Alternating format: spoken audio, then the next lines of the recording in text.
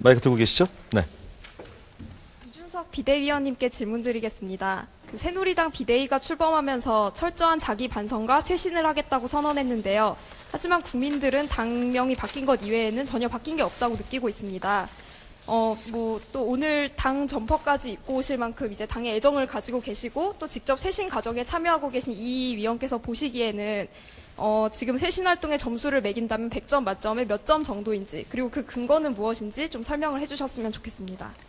우선 쇄신 활동에 있어서 저희는 비대위 활동 기간 중간에 쇄신기, 그 다음에 공천을 통한 감동을 주는 시기, 그 다음에 선거 과정 속에서 감동을 주는 시기로 구분하고 있는데요. 지금까지 제2기까지 지난 상황에서 제가 평가를 감히 하지 않겠습니다. 하지만 저희 새누리당 26%의 지지율에서 지금 40% 정도까지 지지율이 회복된 상태거든요. 이런 과정 중에서 여러 가지 복합된 것들이 있었습니다. 물론 어떤 분들은 야당의 실수를 거론하기도 하고 새누리당이 변한 것이 무엇이 있겠느냐. 하지만 그 과정 중에서 우리가 했던 선택들은 굉장히 의미가 있는 것들이 많습니다. 솔직히 말하면 민주통합당 같은 거에서 저희한테 제의했던 것들, 모바일 투표를 받아들일 것이냐 안 받아들일 것이냐, 이런 것들에서 굉장히 옳은 선택들을 해왔기 때문에 그런 선택의 누적의 결과가 지지율 상승이라고 저는 생각하고 있고요. 그런 면에서 국민들의 평가를 경험에 받아들이고 조금 더 쇄신의 박차를 가하려고 하고 있습니다. 긍정적 평가를 하고 있다, 이런 말씀으로 받아들여도 될까요? 네, 저 추가 질문이 있는데요. 그러면 이제 쇄신 활동 열심히 하고 계신다고 하셨는데, 그러면 서민에 대한 여러 가지 정책도 지금 고려하고 계시지 않습니까? 그러면 혹시 88만 원 세대에서 88만 원은 어디서 나온 근거인지 알고 계시나요? 88만 원 비정규직 급여 아닙니까, 그거? 아, 틀렸고요. 그러면은 서울 지하철 요금 기본 구간이 얼마인지는 알고 계세요? 1,050원이고 5km마다 10km까지 1,050원이고 5km마다 100원씩 추가됩니다. 네, 알겠습니다. 뭐 그거라도 알고 계신다니 다행이네요. 네, 이상입니다. 마이크 들고 계시죠? 네.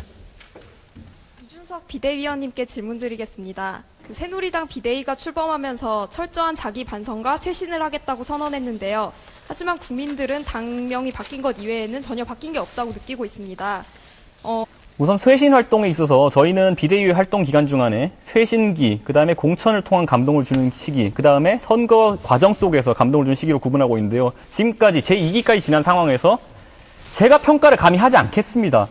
하지만 저희 새누리당 또 오늘 당 점퍼까지 입고 오실 만큼 이제 당의 애정을 가지고 계시고 또 직접 쇄신 과정에 참여하고 계신 이 위원께서 보시기에는 지금 쇄신 활동에 점수를 매긴다면 100점 만점에 몇 점 정도인지, 그리고 그 근거는 무엇인지 좀 설명을 해주셨으면 좋겠습니다.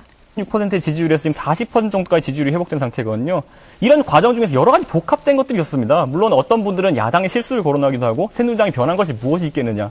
하지만 그 과정 중에서 우리가 했던 선택들은 굉장히 의미가 있는 것들이 많습니다. 솔직히 말하면 민주통합당 같은 거에서 저희한테 제의했던 것들, 모바일 투표를 받아들일 것이냐 안 받아들일 것이냐, 이런 것들에서 굉장히 옳은 선택들을 해왔기 때문에 그런 선택의 누적의 결과가 지지율 상승이라고 저는 생각하고 있고요. 그런 면에서 국민들의 평가를 경험에 받아들이고 조금 더 쇄신의 박차를 가하려고 하고 있습니다. 긍정적 평가를 하고